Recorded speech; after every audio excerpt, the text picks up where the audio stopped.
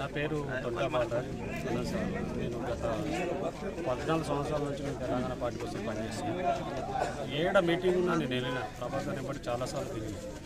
అయితే ఈ పార్టీలో ఏం జరుగుతుందంటే రీసెంట్గా ఇందరెడ్డి అనే క్యాండిడేట్ 2 సంవత్సరాల క్రితం వచ్చిన తర్వాత అంతా ఆయన కాంగ్రెస్ నుంచి బీఆర్ఎస్లోకి వచ్చిన తర్వాత ఆయన ఎంబడున్న కాంగ్రెస్ కార్యకర్తలకే టికెట్ ఇచ్చిండు. ఎవ్వరికిట పాతోళ్లకు మరి 15 సంవత్సరాల నుంచి కష్టపడ్డారు, మరి మీరు నెంబర్ అన్న తీసుకోండి అని చెప్పి ఒక మాట అనకుండా మీకు ఇయ్యము, మీరు మాట్లాడకండి, చేస్తే సపోర్ట్ చేయండి, లేకపోతే చేయకండి అని చెప్పేసి మమ్మల్ని పార్టీ నుంచి మీరు ఉంటే ఉండండి లేకపోతే అని చెప్పేసి. అయితే ఆయన తీరు ఎట్లుందంటే ఒక వార్డులో ఆయన ఓట్లు లేనోని గీట ఆ వార్డులో నెంబర్ పెట్టి సపోర్ట్ చేయాలని చెప్పేసి చెప్తున్నాడు.